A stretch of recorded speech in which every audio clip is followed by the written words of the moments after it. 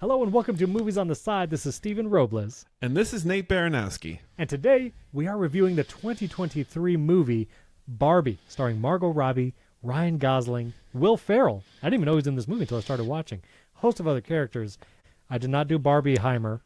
Barbie. Have you seen Oppenheimer yet? No, I want to see it. It's Nate. Oppenheimer is 3 hours. I know. I'm going to have to VidAngel it because it's rated R. And look, I don't know. I have not seen it yet. I've not invested the time. I want to see it. I've not done so yet. You have not either, I assume. No, I haven't. No. Are we allowed to say? Can we say what's different about this episode than last? Can we say something about it? Yes. Is that okay? Yes. Okay. I just wanted to had double a second check. of going, what is different? What is different? We're in the same. What is different? Our faithful listeners might have noticed we missed our every other week schedule, but that is because Nate has a second child. He has 2 children now. I have a baby girl now. Baby girl, and so congratulations. I just want to say on air. So it makes movies like Barbie hit me even harder. You have a daughter now. I have a daughter now. By the way, Yes. we started recording this podcast before I had any kids, and now I have 2. That is wild. Mats is my first child, I guess.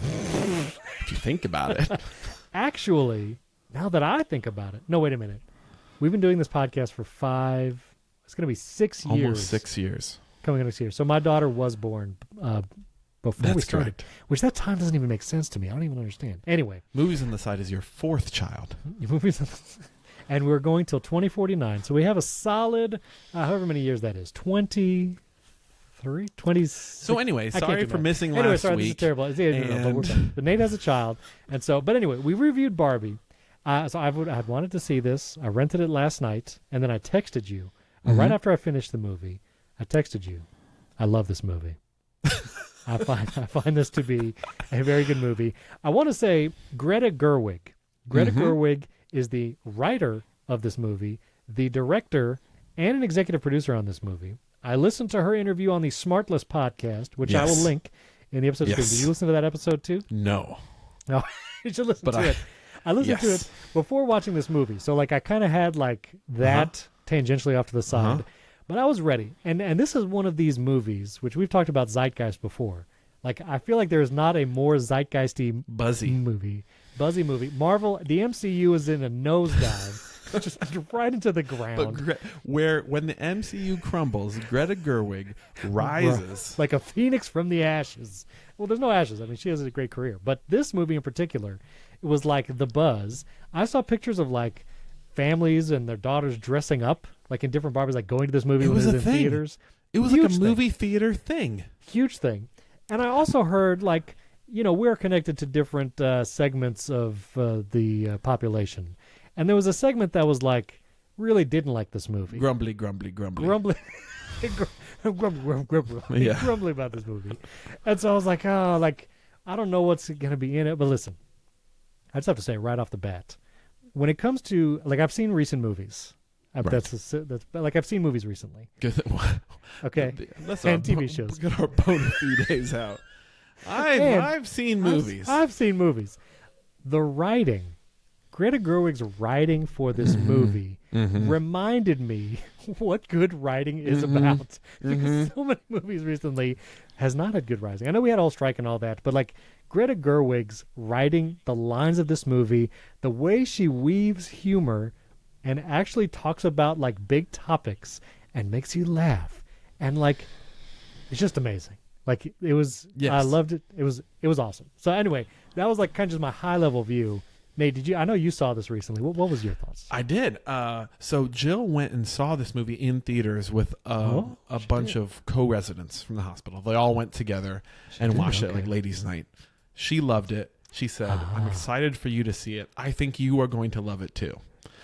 I have been waiting because for whatever reason, maybe because it's buzzy, the time before it was able to be rented felt really, really long. It was buy this for $30. It's do you want to buy it for $30? And I was contemplating, maybe we're going to buy this movie.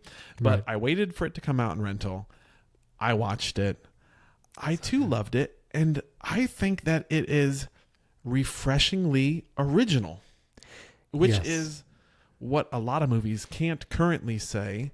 it feels like it took an IP of Mattel's Barbie and actually had an original goofy story to tell. Yes. Instead of just being like so like tied to maybe handcuffed by a fandom, perhaps. I want to talk about this. I'm actually surprised that in a lot of ways Mattel was like, yeah, thumbs up on this. Cool, Greta. And then, what you just said though, like so many intellectual properties for nostalgia boost, like tries to be redone. Sometimes just full on movies are redone in today's context, and like it's not good. Like it's just not good. It's not like a transformative, like use of the intellectual property. Transformative. Sure, Autobots roll out something, but this was just like amazing. And also, so I was watching this with Whitney last night. Another huge props, pun intended, to like the props and sets of this movie. No kidding. Like as we were watching, Whitney was like, "Oh, I had that like toy." She also said like Hollywood hair Barbie was like early on in the movie, and Whitney was like, "I had that one."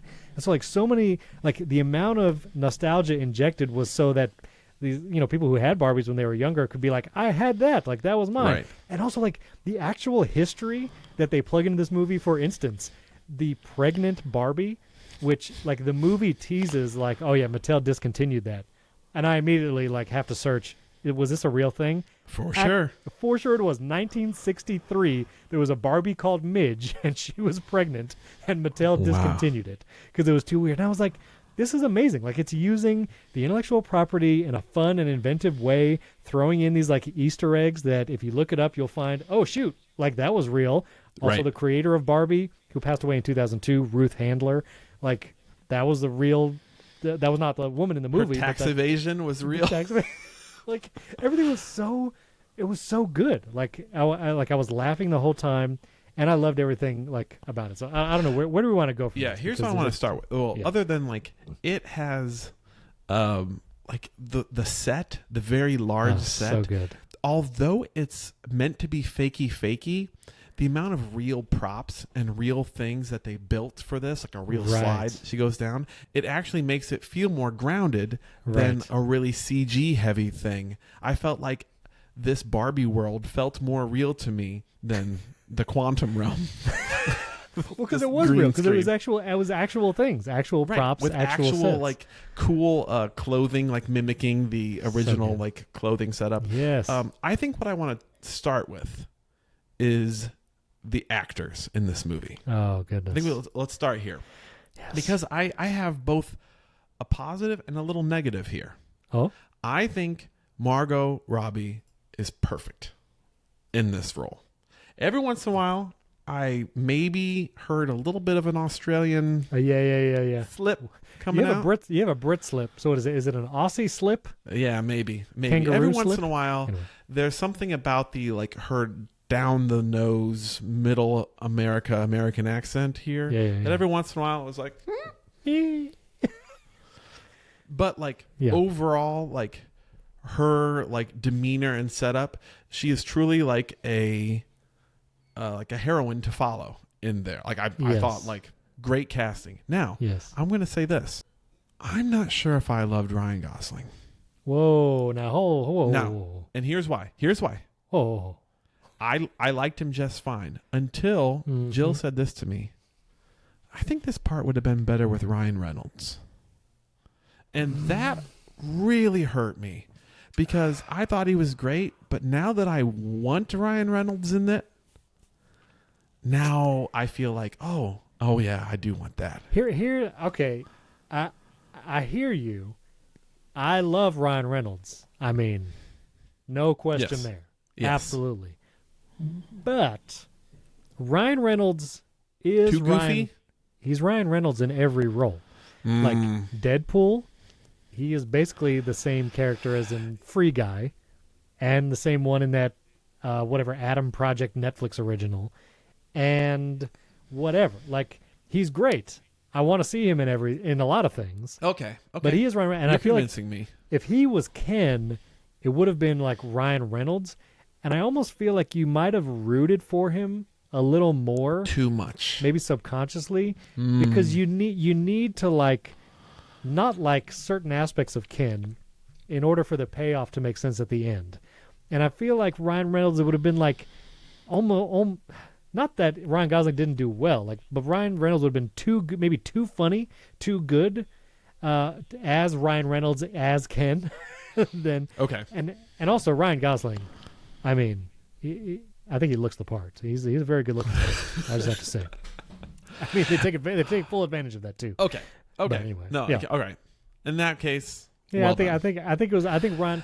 I really liked Ryan Gosling. I also feel like we could talk about the specifics, but like once he discovers quote unquote the patriarchy, I'm doing patriarchy. I have to like again some of these lines like for those who have not seen the movie, right? Ken and Barbie have lived in the Barbie land, like this not imaginary world. It's supposedly a real world in this movie. Mm-hmm.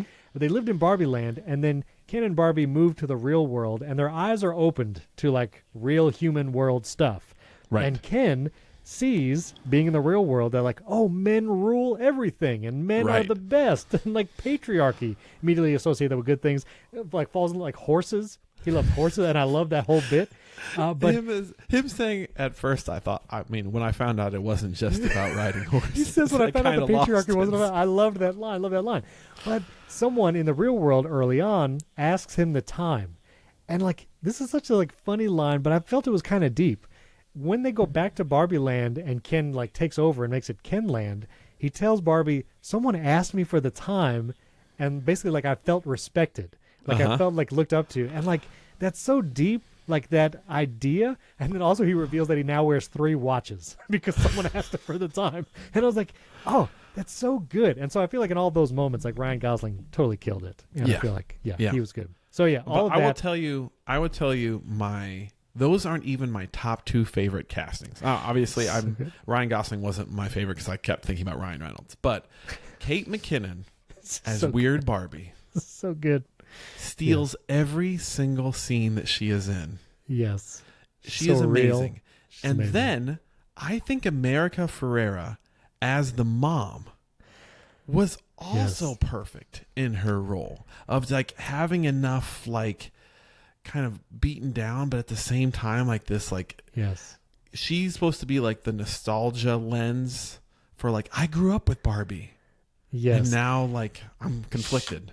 So I totally agree. There's a moment where she does this monologue the first time. I have it up. To Barbie. Are we going to play some of it? I'm going to have to pull clips because this movie is too, like, you have to hear these things. But when she's giving that monologue for the first time, amazing. Performance-wise, the writing, like, amazing. But also in that moment, it felt to me, and not in a bad way, like it felt in a good way, like a theater performance. Like it felt like she was on stage delivering this monologue to a live clear audience. Out everybody. Yeah, and I was like, she literally commanded the room in that moment, and I'm not even in that room. Like that's on a screen, and she still commanded the room. And then, like, looking at the movie as a whole, there is music, and you could say there are like musical elements. Like Margot Robbie doesn't really sing a ballad or a solo. Ken has a song, but it's kind of like a more dance song number. But I also loved the music. Just on a side note, like I really enjoyed the music throughout. But that moment, it made me feel even more like pulled into like a theater feel, and I really liked it. I liked it. Like it somehow managed to create that like I'm watching her perform on a stage, and she's like delivering this engaging monologue, and I can't take my eyes or ears off the mom doing this thing. Like awesome. When America Ferrera was approached by Greta to be in this movie, one of her pitches was, I have this monologue. This is supposed to be like part of the heart of the movie. And I picture you being the one to say this. This is like, this has to land. And America Ferrera said like, it was very like almost stressful of like, hey, I gotta like, this is so powerful. This needs to really like hit. She said she recorded it 30 to 50 times straight through. Like that was how many takes they took to like, we need to get this right. And if you have a clip right now, you can play part of it. It's pretty cool. It actually, when Jill came home after watching the movie in theaters, she said, there's a monologue in here that is amazing. And I'm going to have to find it on YouTube of somebody like recording this in the theaters. This is like still while it's in theaters. And sure enough, I found some shaky footage of it or whatever. That's amazing. Here's a little bit of it. It's so good. What was I going to say?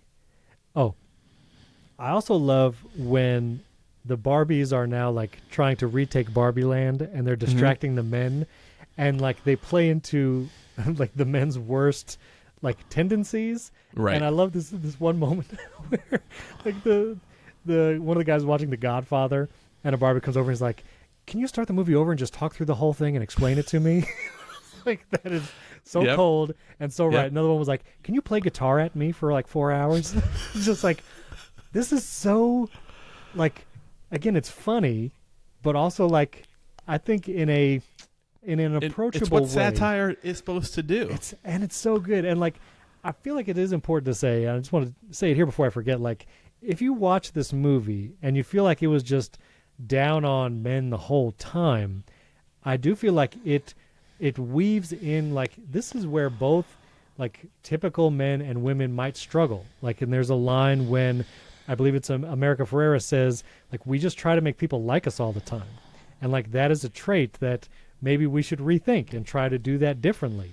And so it is like, it might feel more like they're onto the Kens, but I do feel like this movie did a good job of like, and in the monologue, describing things of like, hey, this is where like society has kind of pushed us and we start doing that's not healthy for either of us. So, hey, let's like try to rethink how we approach life in these different ways that can be more healthy and like not have to fit in this box or whatever. And I feel like if you can watch it from a, I don't know, like if you can approach this movie from a, I'm not going to be offended place, like just watch the movie, listen to all the lines, I think it does a good job of like both sides. I think that's something for those who would feel offended at some point in time during this.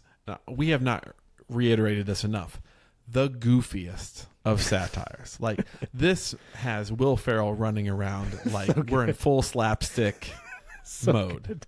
This is like Zoolander, Napoleon Dynamite kind of level goofy at all times.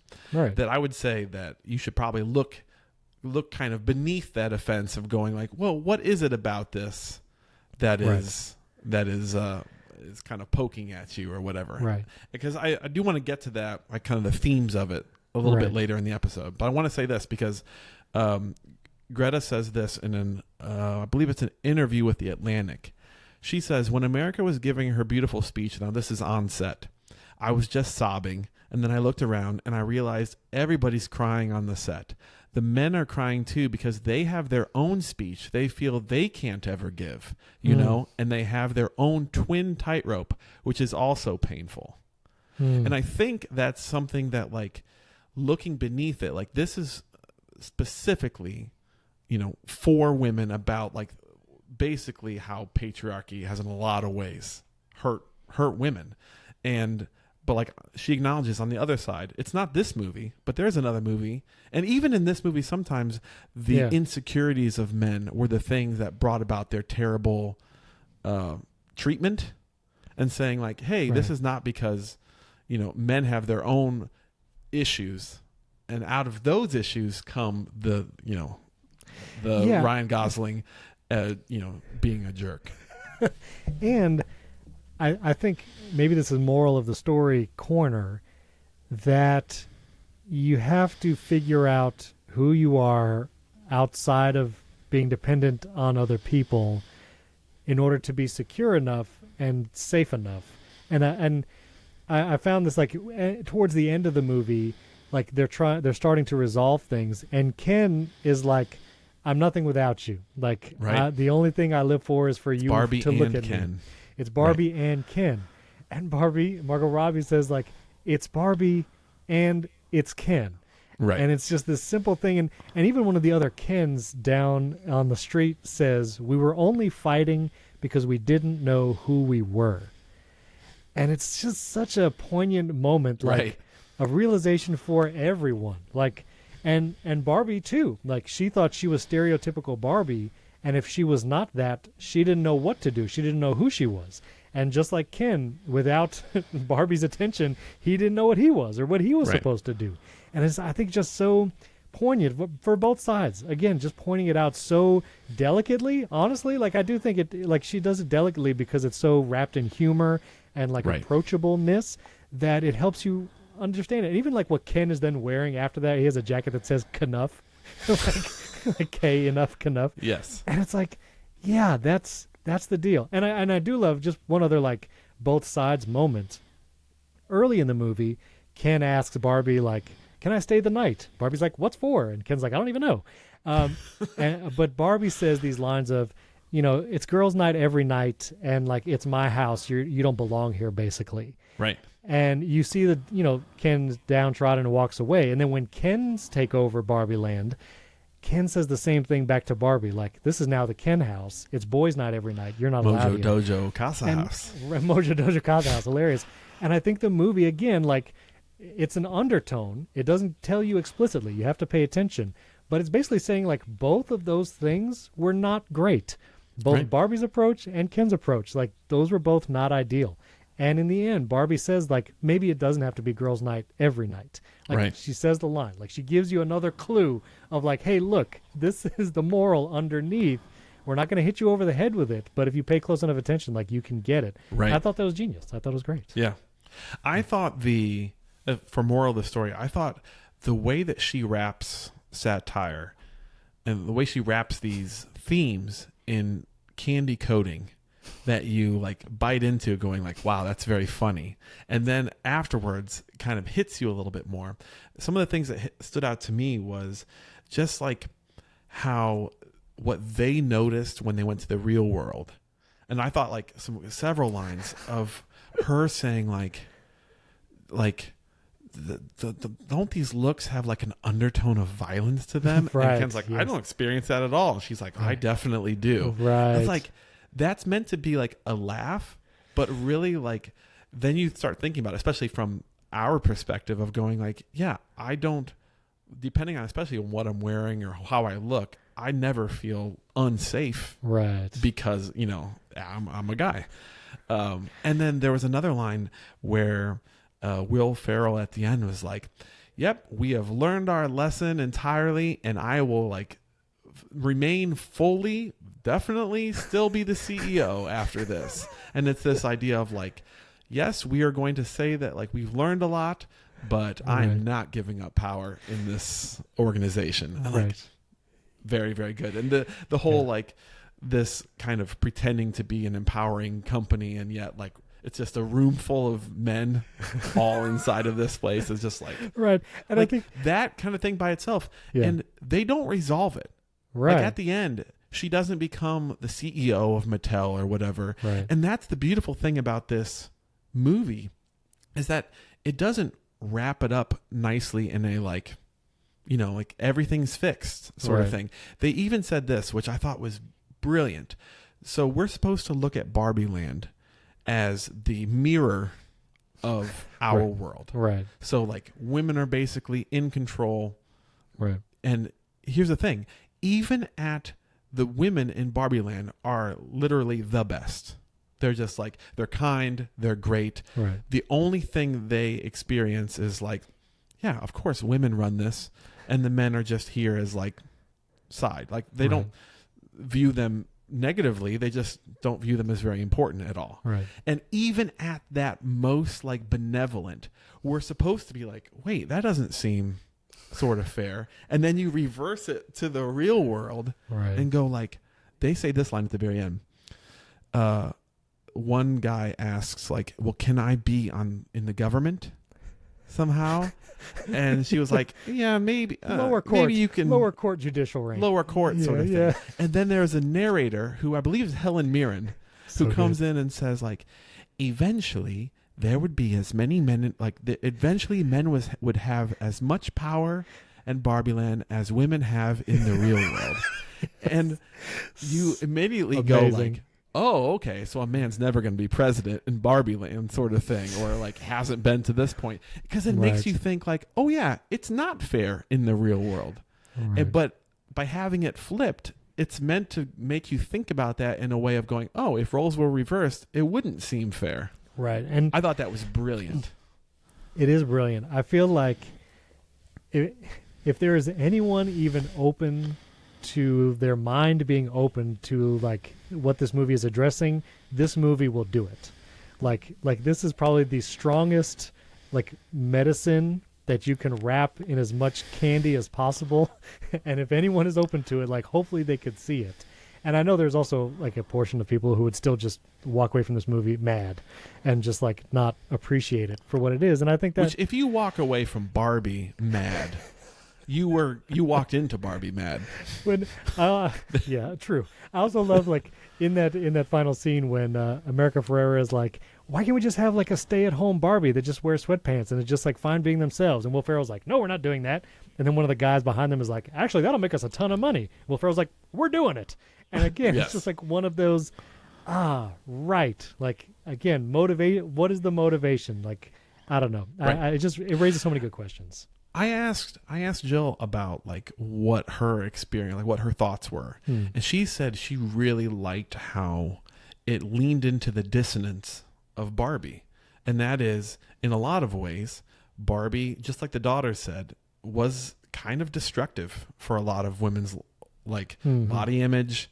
For what it was not helpful. And it could kind of play into the pitfalls of patriarchy.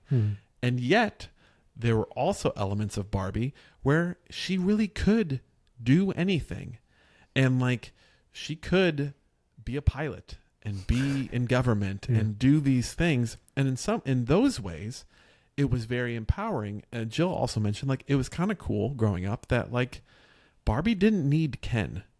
And that was almost flew in the face of maybe what, whenever Barbie came out, whatever the world said that women needed a man with them. And the fact that that Ken was just like, he's around to have like, you can play like you have a boyfriend or whatever. He wasn't required. And I think that she said there's a dissonance there between Barbie as good for women and Barbie as bad for women. And this movie presents them both. At the, it presents, this is not, Mattel is not a benevolent, altruistic company. It's just a company trying to make money. Right. Don't look to them to get your moral compass. I did find, as far as weird parts, I found it strange where Barbie and the creator of Barbie had this like ethereal white listen, like cloud moments of is this death? I do is have this some doll death? I have some questions. One, I love when Ken put on 2 pairs of sunglasses. I love that moment. So apparently good. that was improvised. So good. It is so good. And just like the big honestly, like just who I am, like there are honestly like many elements of like hyper masculine culture that just I roll my eyes at, and like the massive truck just like sitting on the side of the road at Barbie Land. I was like, so good. I drive a Kia Then Soul. Building a wall near the side of the road, be like, once they figure out how to build it sideways and not just upward. So good. So good. But I do have a question. Here's a little spoiler for the end. So the actor playing Ruth Handler, who created Barbie, again, Ruth Handler, the person actually died in 2002. So there's an actor playing Ruth Handler, the creator of Barbie, basically gives Barbie the option to become a real human at the end. And she accepts that. I have many questions about it, but number one, if you are an adult Barbie that is now a human being in Los Angeles, do you start out with like some money? Like, do you get like a job from Ruth Handler right away? What do you do there? Like, is she living with America Ferrera and her daughter? I feel like Will Ferrell and the board of Mattel's got to start you off with some money. I think maybe they're contractually obligated. I think mostly, even if it's hush money of like, hey, don't tell people that you're a doll come to life. Right. Okay. Which, by the way, do you remember? Oh man, I'm gonna butcher this. Someone out there is screaming at their microphone. There was a Tyra Banks movie where she was a doll who came to life. I want to say it was Life Size. Oh, it sounds familiar. I don't remember it though. Somewhere out there, someone's screaming this.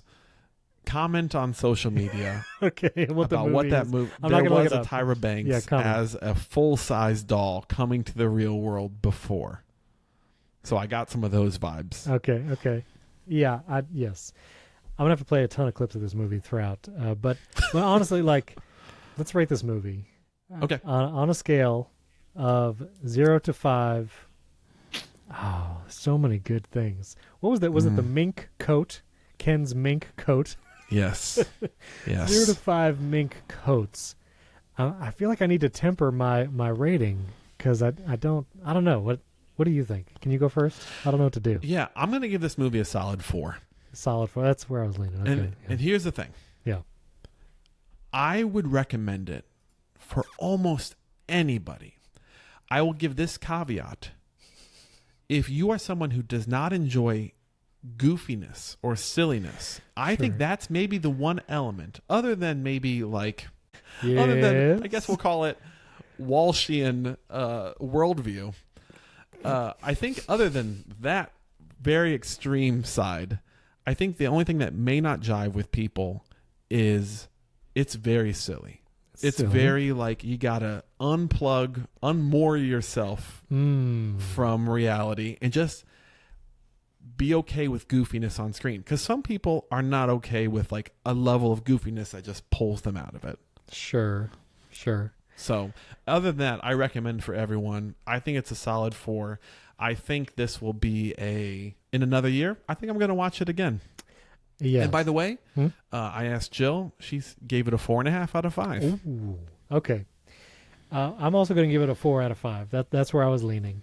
Also, full disclosure, we really wanted to have ladies on this episode talking about Barbie. We felt like it would have made sense. We did. Also, if this all sounds ironic in a cruel sort maybe of way, even bordering on hypocritical. 2 guys. We wanted our wives on this episode, but as mentioned before, Nate just had a baby. My whole family is sick, so and Steven just got a snake. Yeah, that's a big commitment. You have to listen to our bonus episode if you want the full story on the snake. But we really wanted to do that, and maybe maybe we can still do that. Kind of have like a Redux episode to hear their opinions. But I really I thought it was very funny. Again, the writing, it was refreshing to actually see good writing on screen. And I think it was cast extremely well. It was really fun. And so the zeitgeist was correct to actually hype this movie up. And I really enjoyed it. So if you enjoyed this movie, or if you did not, we would love to hear from you. You can comment on our Instagram post when it goes up, @moviesontheside. And you can also support the show at patreon.com/moviesontheside, or directly in Apple Podcasts. We have bonus episodes every time we release a movie review. And today, yes, we talked about my snake, my family snake, and shoplifting. Very seems unrelated. We did not shoplift the snake. But those are the 2 topics we discussed. It seems unrelated because it is. Because it is. But our bonus episodes are getting longer and longer. I think we went for 45 minutes earlier. So they're good. They're good episodes. Check those out. But as we always say, you have to answer for men's bad behavior, which is insane. But if you point that out, you're accused of complaining. You're supposed to say pretty for men, but not so pretty that you tempt them too much or that you threaten other women, because you're supposed to be part of the sisterhood. But always stand out and always be grateful. But never forget that the system is rigged. So find a way to acknowledge that, but also always be grateful.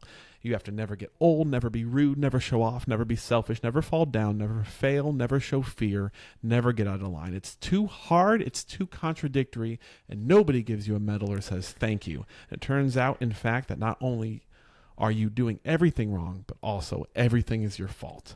I'm just so tired of watching myself and every single other woman tie herself into knots so that people will like us.